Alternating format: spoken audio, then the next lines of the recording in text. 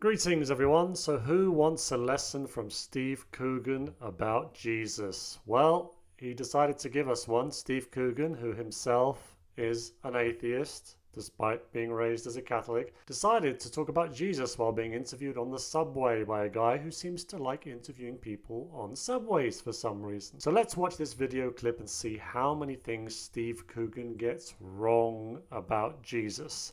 I do understand that he's trying to be funny, of course, but in that he also does throw out some weird supposed facts that are just completely incorrect. So let's have a look. So what's your take? What bugs me is the fact that right-wing Republicans in America think that Jesus was a Republican, and they think that Jesus was a Trump supporter. Do you think that they think that, or do you think that they don't care? I don't know of any right-wing Americans who think that Jesus was a Republican or a Trump supporter. I know that a lot of Republicans are Christians and believe in Jesus, and that's about where it ends. Jesus would generally be above politics. He wouldn't be a Republican or a Democrat or in any political party around the world. I think they think that Jesus would support Trump, and Jesus was a capitalist. 100% disagree. Jesus was not a capitalist. Jesus was a socialist. Jesus threw the moneylenders out of the temple. He didn't like the moneylenders. He didn't like capitalists. Throwing moneylenders out of a temple doesn't make you a socialist. Jesus didn't throw the moneylenders out of the temple because he didn't like capitalism, even though capitalism didn't really exist back then.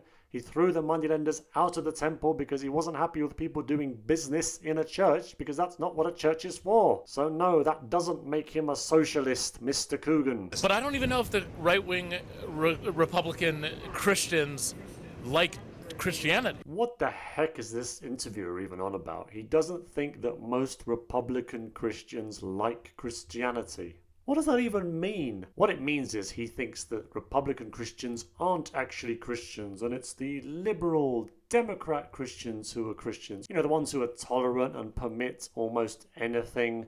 They're the real Christians, and the Christians who actually say, no, there is right and wrong, and there are such things as sins, and you should try to avoid them, or you might end up in hell. They don't like Christianity at all. They know a guy called Jesus and they think he supports them, but he never would have.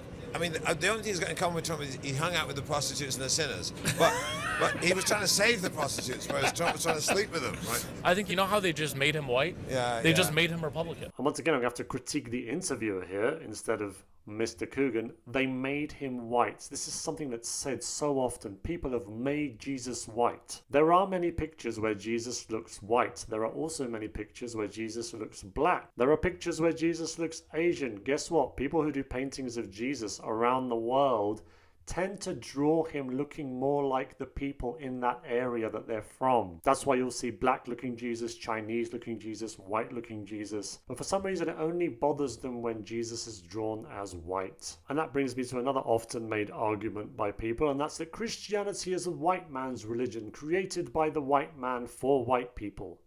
Do the people who say that actually know where Christianity originated and who started it? Jesus and the first Christians were Jewish, and therefore they would have looked kind of Middle Eastern, sort of tanned olive skin complexion, not white, not black, somewhere in the middle.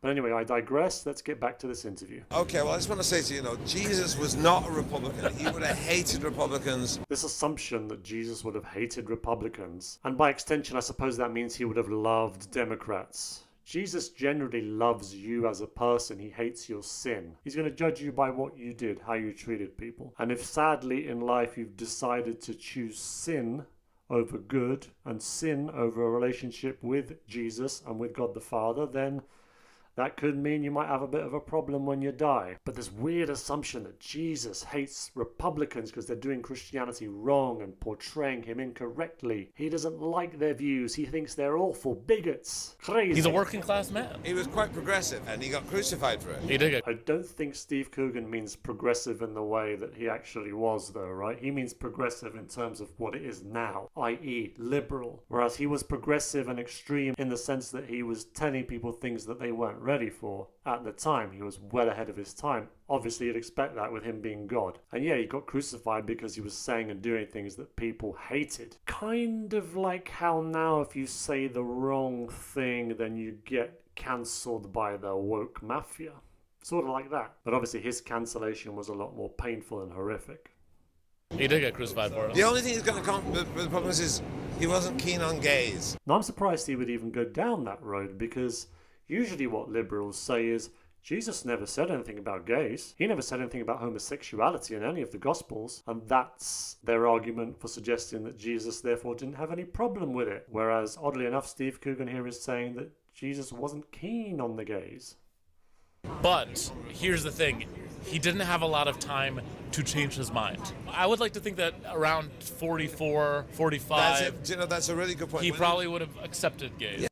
What? Yes, of course, he just needed a bit more time and then he would have been fine with it. Just like if Jesus was around right now, he'd eventually come round to the idea that there are 72 plus genders and a multitude of sexualities. He just needed time. If he'd have spent more time around certain people, he would have completely been convinced that it's okay, despite the fact that he's God. God just needs a little bit of convincing, and God just needs to get with the times. By the way, here's the bit where they now start sort of mocking Jesus a bit, because obviously, if you're an atheist and you start talking about Jesus, you can't really not mock him at some point. So Steve Coogan decides to start sort of throwing Jesus into a scenario that he's created where he likes to sort of poke fun at him a little bit. And of course poke fun at Christians by doing that. He would have said, I've been talking to some of them and they seem okay. I was sitting next to a guy in the bathhouse, and he came on to me. I said, look, I'm not that way, but then we started talking about music or something. Yeah, and he's like a big fan of Radiohead. Yeah, and maybe he said, look, I'm not gay, but I like to dress in a kind of flamboyant way. So maybe there's a place where we can meet in the middle. Do you think that Jesus would have ever ran for office? No, I think he would have had something like a show, a TV show. A TV show?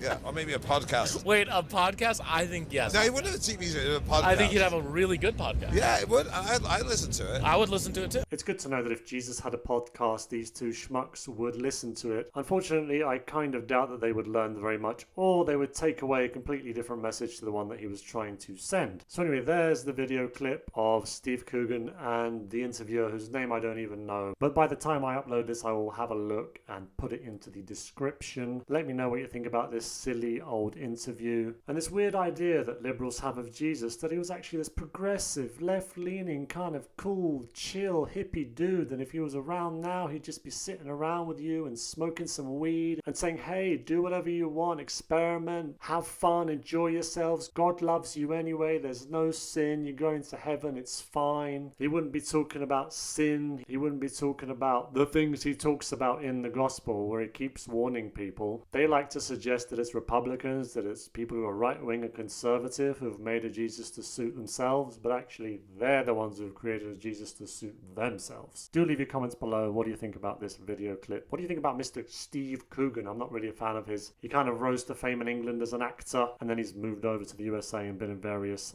films. I've never really found him that funny. And obviously his viewpoints are awful. Thanks very much for watching the video, folks. Have a blessed day.